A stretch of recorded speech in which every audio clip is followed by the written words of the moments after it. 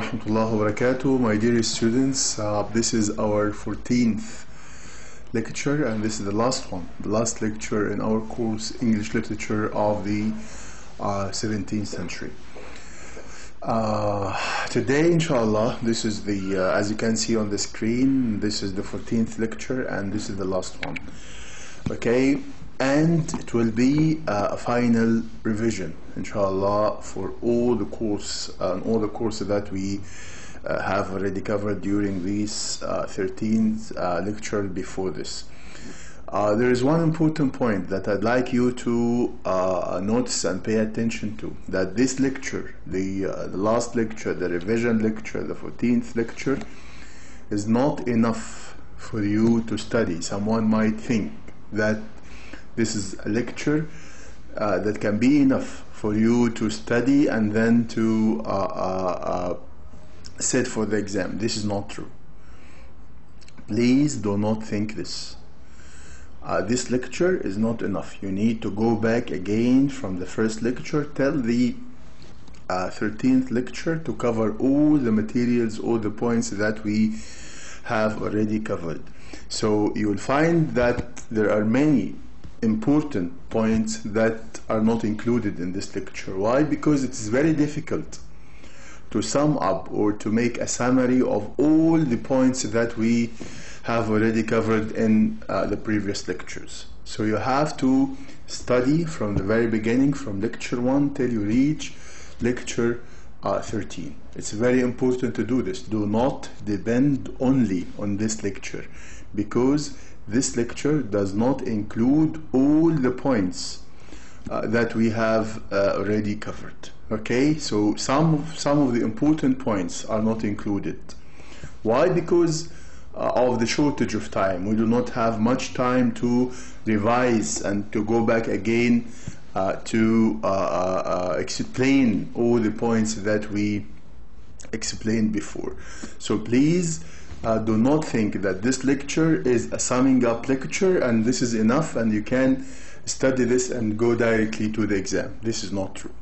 Okay, so I'll go very quickly throughout the important points that we covered in this course, and of course, as it is our habit that after each lecture from the previous lectures you have a sample of the questions that are similar to the questions that you will find inshallah in the final exams. The materials that you have here in this course, these materials are enough for you.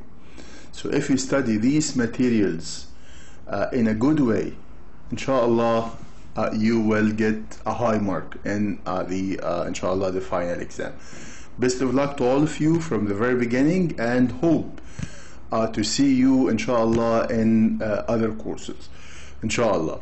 Okay, if you still remember, we started our course with something about what we call the Puritan Age, and this was our start. The literature of the 17th century may be divided into two periods, and this is very important because as you can see that this literature, the 17th literature on which we are concentrating and focusing, may be divided into two periods. What are these two periods? They are the Puritan Age, or the Age of Milton.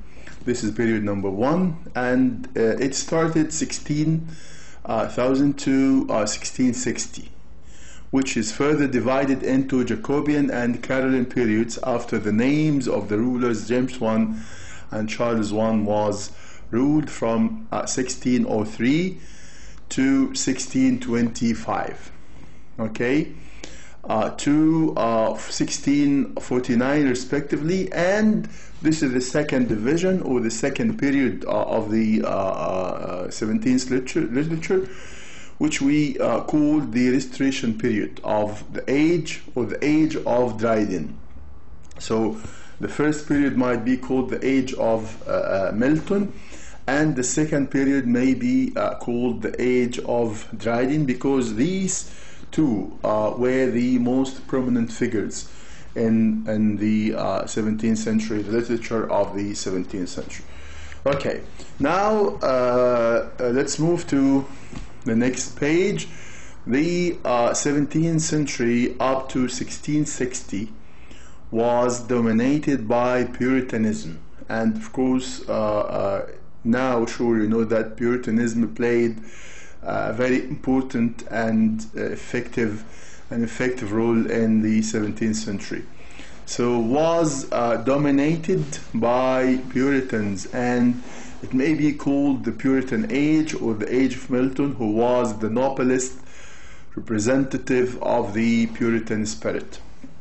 In literature of the Puritan Age, John Milton was the noblest representative of the Puritan spirit, to which he gave a most lofty and enduring expression.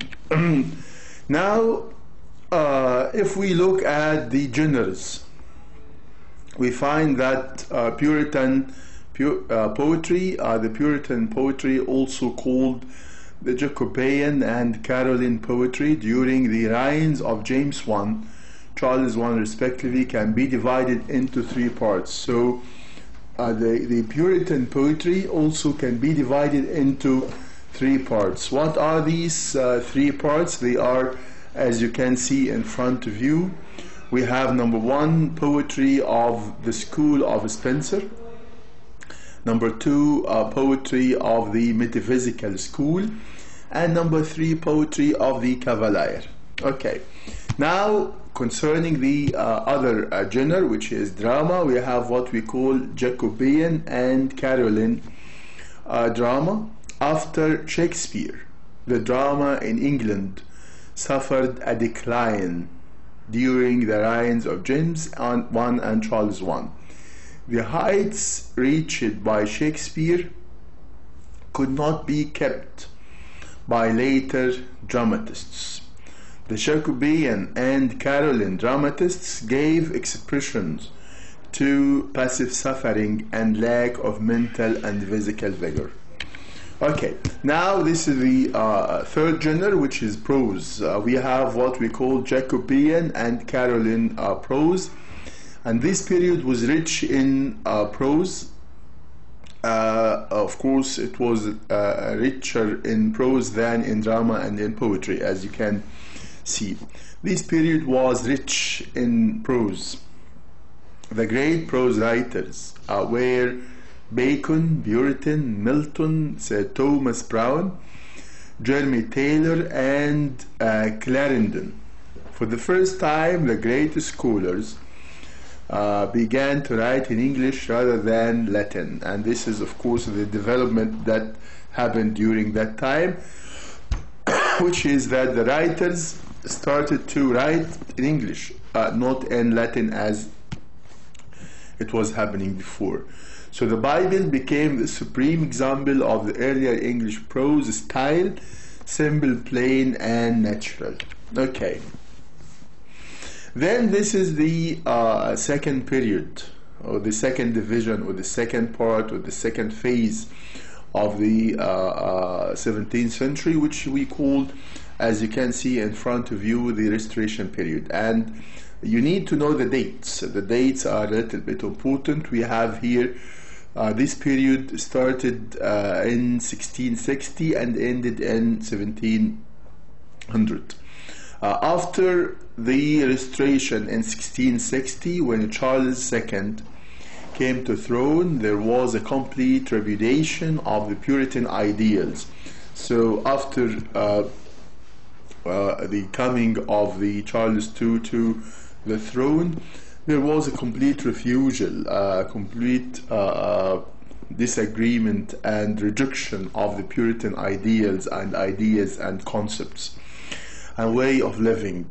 In English literature, the period from 1660 to 1700 is called period of what we call period of restoration, because monarchy restored in England under Charles II, the son of Charles I, who had been defeated and beheaded, came back to England from his exile in France and became the king.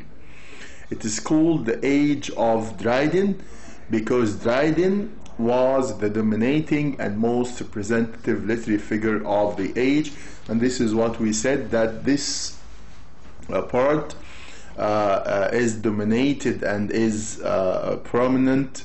The most prominent name is Dryden, as for Milton to be the most prominent name in the first part of this age. Okay, now Restoration drama. This is in the second phase. Restoration drama in 1642. The theatres were closed by the authority of the Parliament, which was dominated by Puritans. And so no good plays were written from 1642 till the Restoration. During the Restoration period, the emphasis was on prose as the medium of expression. So during the Restoration period, the emphasis was on prose, the medium of expression, as we have mentioned before. Then we have that type of comedy which we call comedy of manners. In it there are two groups of characters: the wits, and those wits claim our sympathy, and the gulls, or the dull ones, who arouse our laughter. The end is not the victory of the good over the evil, but the witty over the stupid. The comedy of manners was the most popular form of drama which portrayed the sophisticated life of the dominant class of society. Okay, now the second genre, which is poetry, during the Restoration time. Restoration poetry, John Dryden, the Restoration period was mostly satirical, realistic, and written in the heroic couplet of which Dryden was the supreme master. He was the dominating figure, as we mentioned before. He was the dominating figure of the Restoration period, and he made his mark in the fields of poetry, drama, and prose. The poetry of Dryden can be conveniently divided under three heads. So this poetry of Dryden can be divided into three heads. What we call political satires, what we call doctrinal poems, and the fables. The poetry of Dryden possesses all the characteristics of the Restoration period and the four thoroughly representative of that age. Okay, the third genre, which is the Restoration prose. The Restoration period was deficient in poetry and in drama, but in prose it holds its head much higher. It was during the Restoration period that English prose was developed as a medium for expressing clearly and precisely average ideas and feelings about miscellaneous matters for which prose is really meant. Dryden presented a model of the new prose. Now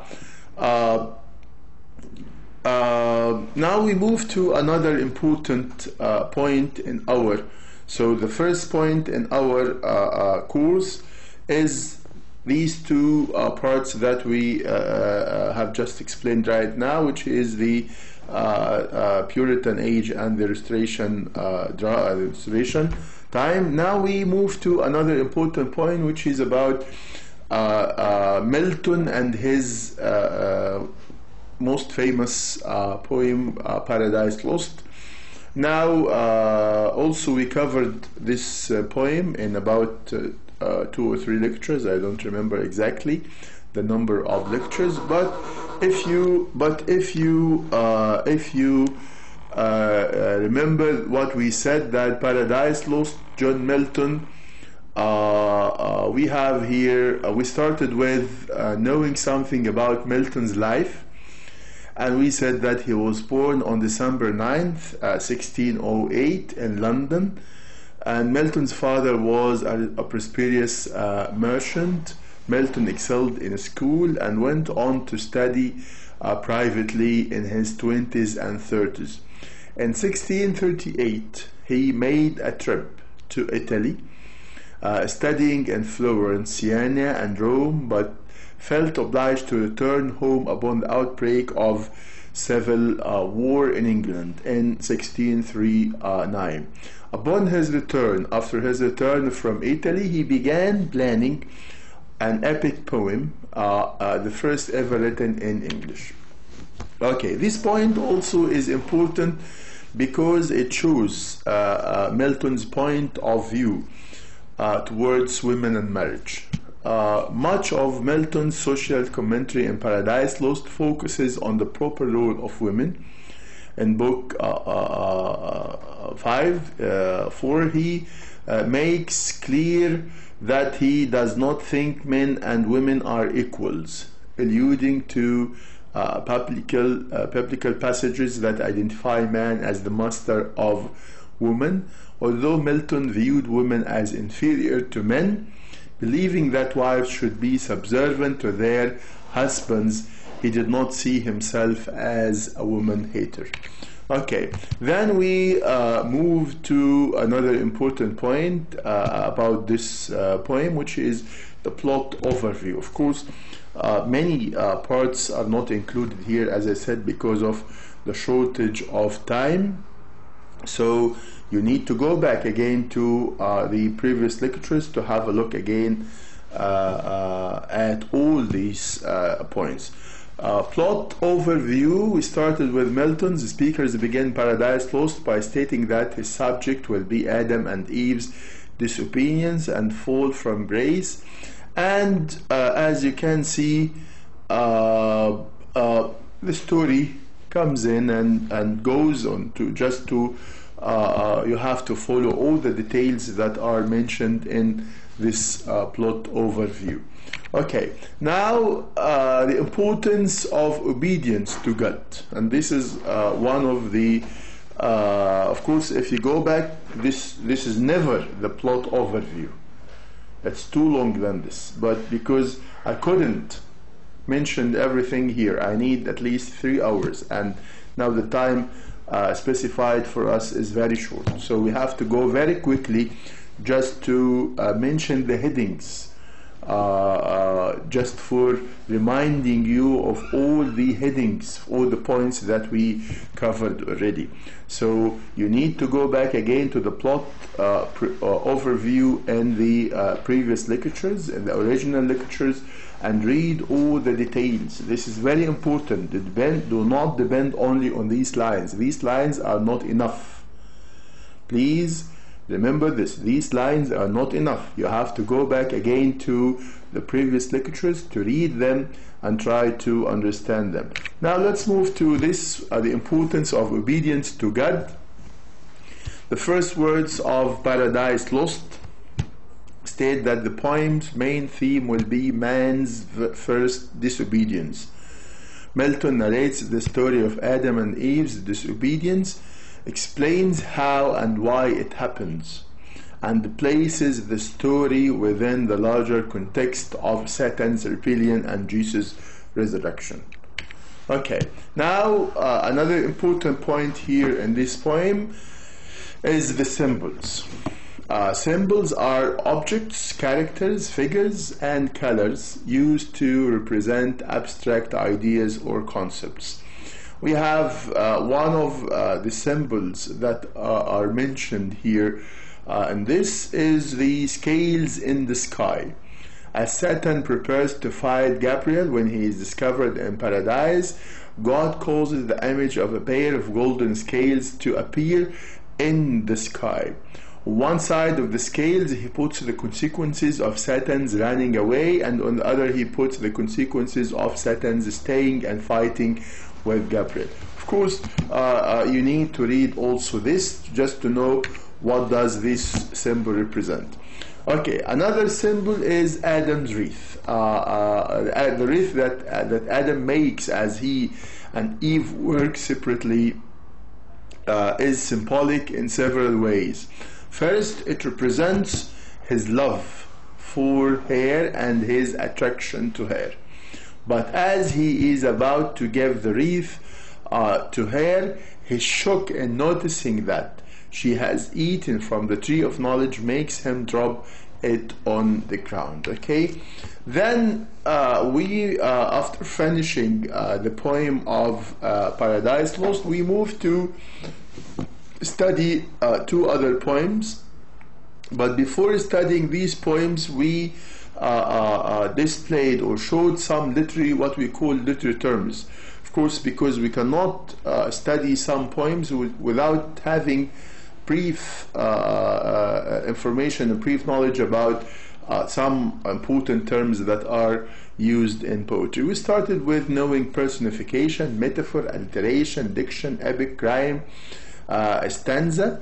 These are also important. You need to know the definition of each of these terms. For example, the first one, personification, is giving inanimate objects or abstract ideas, human qualities or actions, making non-human things appear as human. Okay, so these terms are important. You need to study them, because you might have a question asking you diction, for example, is and putting any of these four terms, these four definitions, and you need, of course, to choose the correct definition. Okay, now another important point is the one that we explained to Daffodils, which is written by Robert Herrick. And we mentioned that this poem has two meanings, one service meaning and the other is deep meaning. And in the service meaning in his poem to Daffodils, the poet Robert Herrick begins by saying that we grieve to see the beautiful daffodils being wasted away very quickly. The duration of their bloom is so short that it seems even the rising sun still hasn't reached the noon time.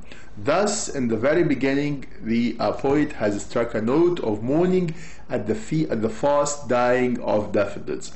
And then this is what we call the service meaning. If we move to the other meaning, which is the deep meaning, which is we have short time to stay as we have a short spring.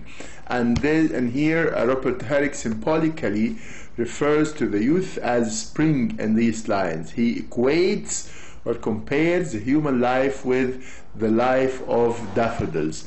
Further, he says that both of them grow very fast to be destroyed later, just like the short duration of the flowers meant to die away soon. And this is the deep meaning, that all of us die soon, the same as flowers. Nothing is permanent, nothing can last forever.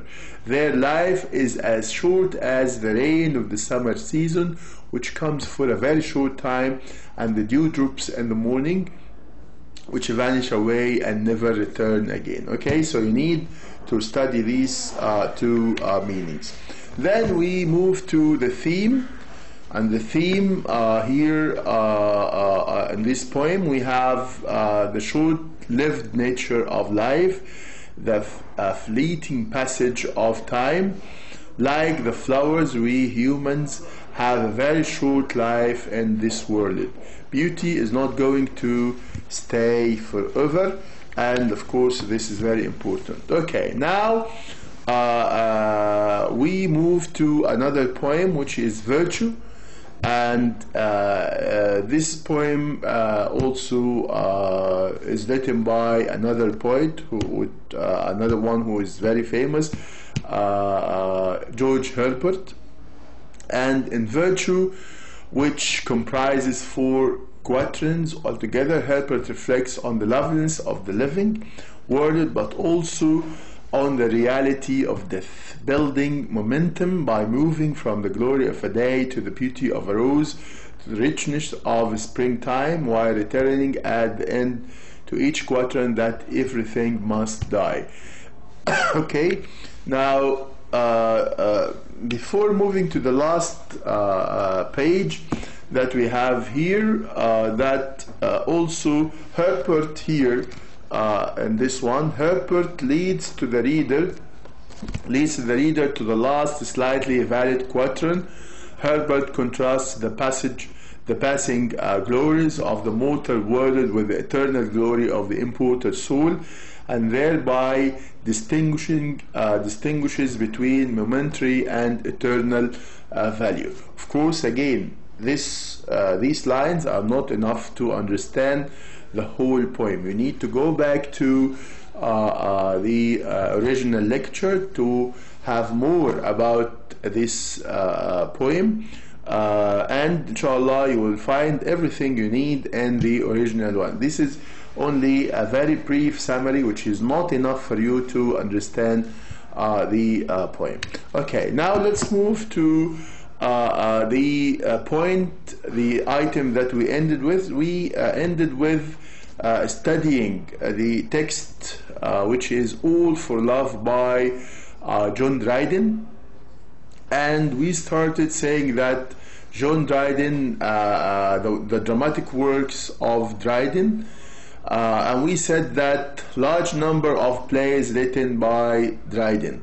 Dryden was one of the first writers to take an advantage of the reopening of the theaters, which had been closed when the Puritans under Cromwell came to power in England.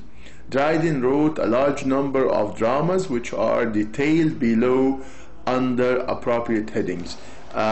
These are the headings of his dramatic works, starting with comedies, and of course when you go back to the original lecture you will find that under comedies some names or some titles of these comedies are mentioned, and they are very important. Also the same for tragic comedies, the same for tragedies, including heroic plays, and the fourth type or kind of his dramatic works is operas. And of course under each type of this you have some works of him. You need to know these titles, okay, because they are important.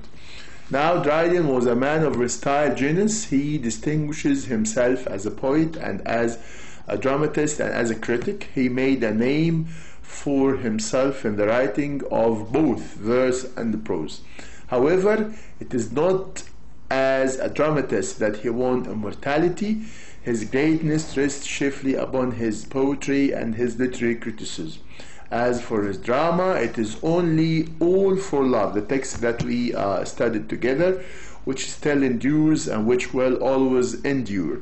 The play was written and first performed in December in 1677. All for Love deserves a very high rank in British drama. Also, another important point here is that he chose a subtitle for his play. Dryden gave to his play a subtitle which is The World Well Lost. So The World Well Lost is the subtitle of All for Love. The subtitle means that Antony did well to sacrifice his empire for the sake of his love for Cleopatra, and that Cleopatra did well to sacrifice her kingdom and her life for the sake of her love for Antony. Okay, now I have already finished all my lectures, the 14th lecture. Hope you can study well, and I think everything is clear. The materials that you have here in the course, these materials are enough for you. There is no need to go here and there. Just study these materials, study them well. And if you have any questions, I'll be happy to receive any of your questions. Best of luck to all of you. Inshallah, to hear that you have achieved high marks in my course. And I still have 2 live meetings with you in case you need to ask me any question. I'll be pleased to meet you again and again. Hope to see you inshallah in other courses. Thank you very much. All the best to you. Thank you very much and good luck to all of you. Assalamu alaikum wa rahmatullahi wa barakatuh.